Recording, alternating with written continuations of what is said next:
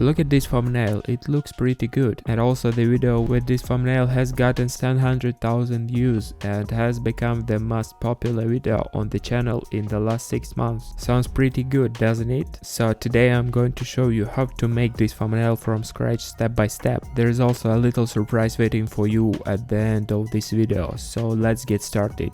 So open up Photoshop and create a new project. Click here and make the settings like I did. Making it Full HD size doesn't make sense, so let's set it to regular HD quality. After I've created the project for convenience, I'll add the original thumbnail so that it's easier for me to work with, and also so you can see for comparison what we get in the process. The main object here is the YouTube Shorts logo split in two and the crown on top. Let's start with this. I add a logo and a strip of paper to split the screen. Right away I'm going to center the strip. To do this I select the layer I need, press Ctrl+A, then this button. If you don't have this button you need to press V, and I also center the logo. Let's start by dividing the logo into two parts and making one part gray with the noise effect. To do this I'm going to select the polygonal lasso tool. To do this just click here and hold it down for 1 second. Now we need to go over this strip and close the outline. Then we'll click on the mask and we'll see that one part is missing. Press Ctrl+J, duplicate the layer, select the mask on the new layer, Ctrl+I, invert the mask and get two parts of the logo. Next click on the left part, Ctrl+U, open hue saturation and pull this slider that's making the image gray. Now go to filter, noise and add noise. Make an approximate value like this and check the box here.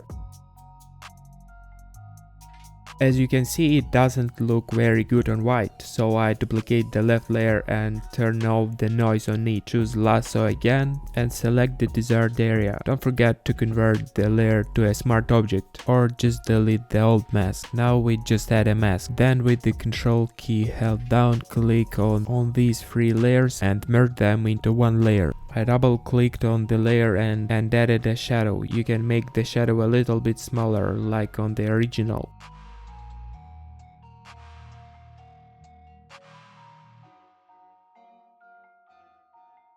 I add a PNG crown, make it smaller and adjust it so that the edges lie on the logo. I add a mask, use the B key to select a brush, open the brush settings with the right mouse button and make the brush harder, almost 100%, and use a black brush to brush along the edge of the crown to remove excess and create the effect that the crown lies on the logo. As you can see, it looks very similar. Equally important here is the text, so let's add that as well. I changed the color of the text to the same color, gray, and choose the same font whose name you see on the screen. To make the letter small, go down and turn that effect off, and don't forget to capitalize the first letter. I customized the text the same way, again duplicate it and placing it on the right side. The rest of the text I customized the same way, nothing complicated, but the bottom text is already white. I also duplicate and place the text on the right, changing it to the one on the original of course.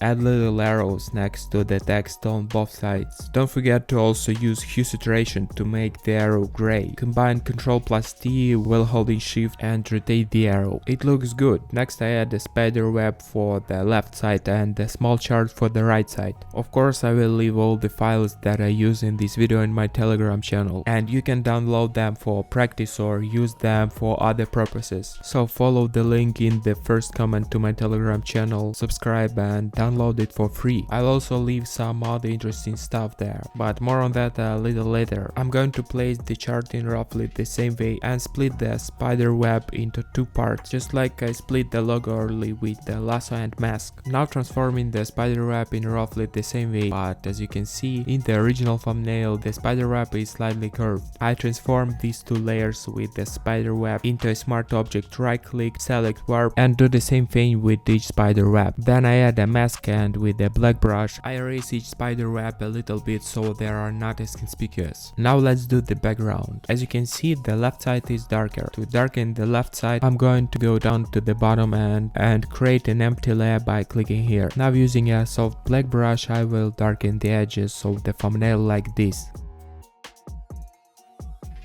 The right side should be green. I also create a new empty layer at the bottom, but this time I choose this color. You can even bring the glow layer up above the chart layer. I erase the edges with an eraser because the glow should be more in the center. Ignore the fact that we're going a little bit over the edge. We'll fix that too. You can create another layer, choose a bright shade and make the glow a little bit bigger. I think we got something similar. Now with the Control key pressed, let's select all the layers with the glow and convert it into a smart object, and in the same way using the lasso and mask get rid of the green glow on the left side. It's also worth adding a small white glow behind the logo on the left side. To do this again you need to create another empty layer. I still don't like that the top text is gray, so I selected these two text layers and changed the color to white. As you can see, because we added the crown to the logo, it doesn't look symmetrical. There is more space at the bottom than at the top. The first thing I do is select the crown and logo to convert them into a smart object. Then I press Ctrl+E and align the logo to those two buttons. But now we have an unpleasant situation. To fix it, we are going to double click here on the logo. This is a good example of why you should always make the layer a smart object. We clicked on this layer 2 times and got into the smart object. Again we found the logo, we also double clicked, and here on this layer on the mask we erased the red logo with the black brush and showed the gray one. We pressed Ctrl+S, so we save everything we have done here. Go to this project and save it here too. Go back and add some more. Save and you're done. In the original thumbnail here there is a little bit of shadow. To get this effect you need to create a new empty layer above the logo layer and press Alt between these layers. This way we will attach this layer to the bottom layer, and everything we do on this layer will be displayed only on the layer to which we have attached it. Now with the soft black brush we are going to do a little shadow. If you overdo it somewhere you can erase the excess with an eraser.